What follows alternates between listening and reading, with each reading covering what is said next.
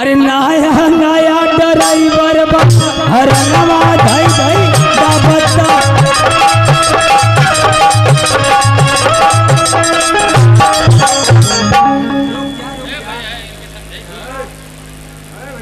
का हो भैया कि तन को देवा तुरंत बजावे लगे लो। हम बजावे के ना कहली गीत गौली है कि भैया तो पहले माना का देवल करा कि ना बजावे के ए भैया पहले ना बजावे के भैया हो तन को देवा तुरंत बजावे लगे सर। अच्छा तन को बजा दिए को और का पूरा दतवा कर ले हमसे का यार भैया हो गीत एक से चले कि नया नया ड्राइवर बा हरा नवा धई धई चापा था मगर भैया हो जब नया ड्राइवर है तो हरने में धके दाबी बुझ पाई ना कि कैसे गाड़ी चला के अच्छा ही नया हम कहा अच्छा अच्छा अच्छा यही से हम कहले कि भैया हो नया ड्राइवर बा हरनवा नया ड्राइवर का मतलब समझा लो कि नया ड्राइवर हो अगर गाड़ी लेके निकल गए हो रोड पर भीड़ लगल है मेला का भीड़ हो तो बेचारा का चलाव के ढंग ना हो ब्रेक मारे के ढंग ना हो तो हरन में दबाई कि आदमिया हट जा मुगरिया निकल जा भैया हो आप लोग से कहा गई जुग जमाना बड़ी खराब हो गई है पहले का जमाना रहे अब का जमाना ना भैया कलयुग आ गए हो पहले का जमाना रहे अब का कलयुग वाला पहले का भैया दामाद रहा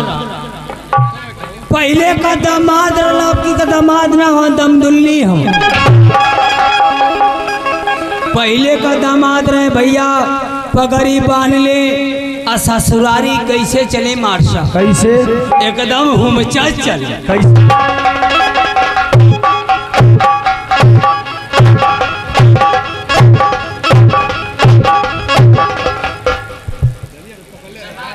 ससुरारी पहले का दामाद तो बड़ा आजर गुजर बड़ा मान सम्मान होते आजकल का भैया जुग का जमाना आ गल हो कि आजकल का दमदुल्ली हम जेकर मड़ई के घर हो एक को बिस्सा खेत ना हो वो के अपाची गाड़ी चाहिए भले ओकर खाची नियर मुँह रहे तो खा करी ए लेके बिया जते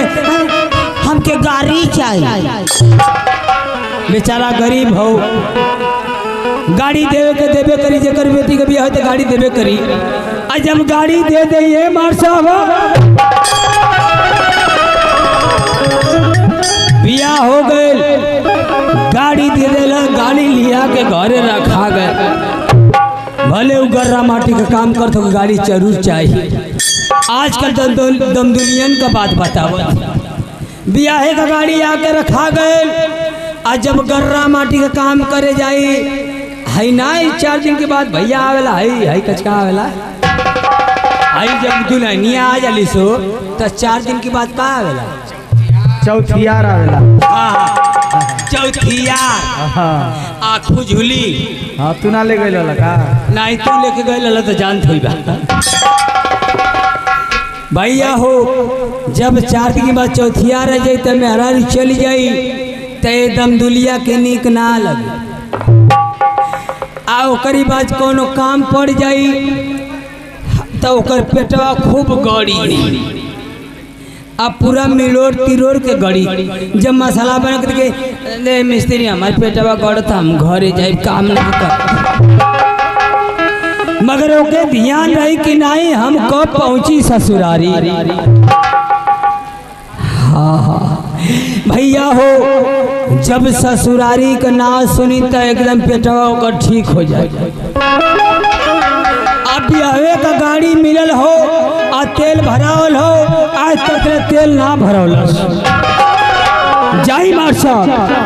जाई तुरंत कहे कि एक काम करे ससुरारी जो आ जाई तुरंत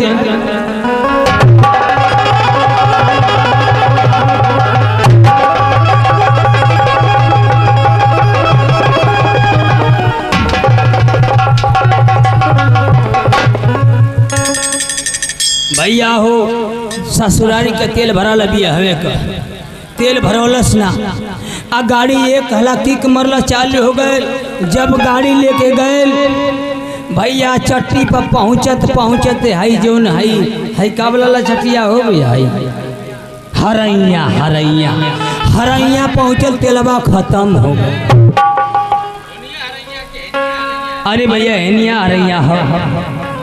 जब हाँ छटिया हरैया छटले है आ जब भैया तेल खत्म हो गए लगल की मारी गाड़ी चालू ना हो दिया। आजकल गाड़ी निकले थे कि 1 लीटर तेल रही तब ओकर इंजन चलत है। आजकल का गाड़ी भैया अगर गाड़ी ले ले भाई 1 लीटर तेल ना रहे तो इंजन चालू बल लगल की मारी।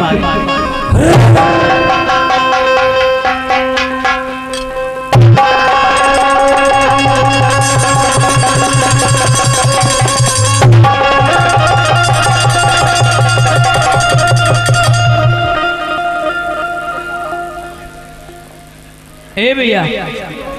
अरे बहुत परेशान है भैया तेलो यही ना का मारत हवा एकदम हमके चिन्हत हवा गाड़ी तेल खत्म हो गई हाँ हाँ अरे कौन हाल हाँ। तेलवा इंजनवा तक पहुंच जा। अरे यार उठुआ वाला गाड़ी है जो 1 लीटर तेल लग चाहिए भरा ले चाहिए ना पहले ही। अरे भैया का गाड़ी मिलल लिया तो कैसे भरा कितना टंकी पड़ लिया सर रास्ता में हाँ ना भरवा लेवे के पैसा ना रहा भैया तू देख ले हवा हरैया हाँ तो हरैया ले ठेल के लग जाए पड़ी तक तो। अरे यार तब कैसे का करी मुझे समझ में ना तो गड़िया मर जाई ना तो हम सब कौन हाल तनी उन हाल टंकी हम फूकला तनी चढ़ जाते लवा। अच्छा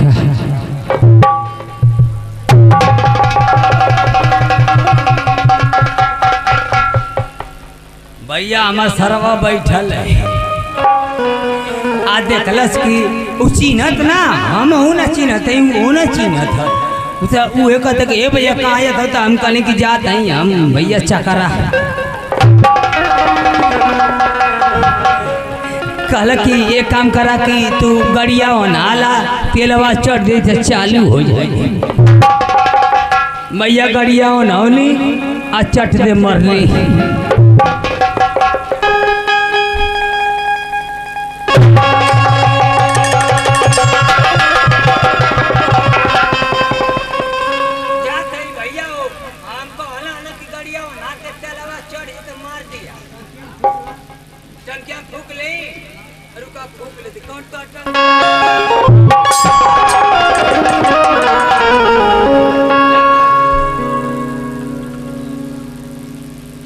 मारी ना भैया।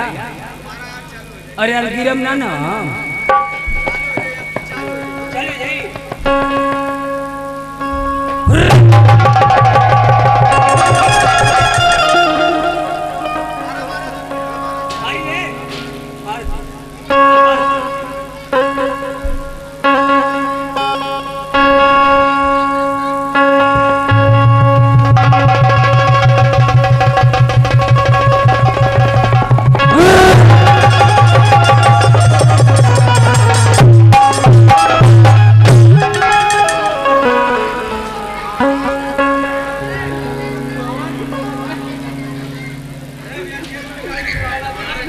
भैया हो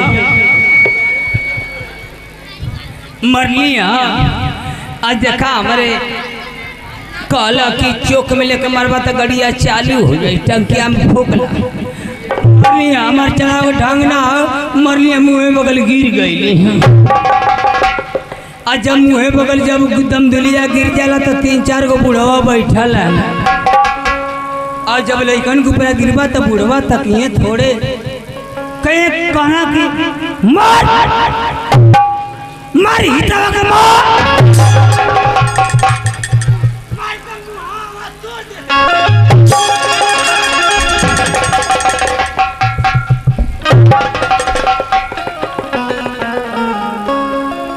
भैया हो दम दुलिया का भैया बुढ़वा चढ़ा देना लड़का है तो न उधार अब मार के मुँह फुला दे जब मार के मुँह फुला दिलो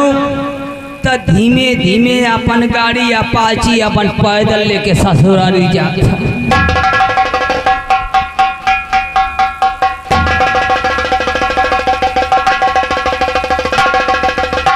आज जब ससुरारी पहुँचल ओकर सास देखली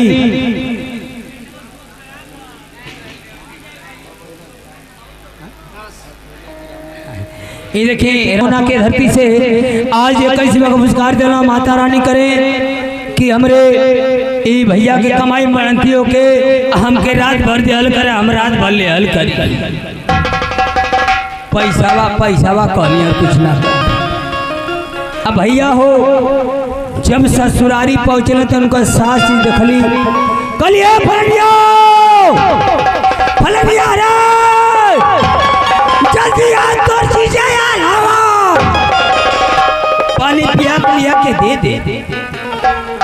तो हमरे सड़ुनिया पानी पिया के लिया के रख देलस। हम खटिया पर बैठल हैं मुंह बनले हैं तो हमरे साजी कहते कि ए बाबू पनिया पी ले यार मुँह फुल्लल तो कैसे। एक लाख कहली, दूसरा कहले कि ए बाबू पनिया पी ले तई दम दुलिया कौन बहाना करत है। इना कहता कि हम कैसे आए, कहते अम्मा हम चतिया पर से मिठाई लेते हराइया से ना मुँह में हारा काट दिया। इना कही कि हम चटिया पर बोल भर पिटा के हारा काट दिया। भैया हो ए मार साहब जुग जमाना देख के हमनों का चल जाला।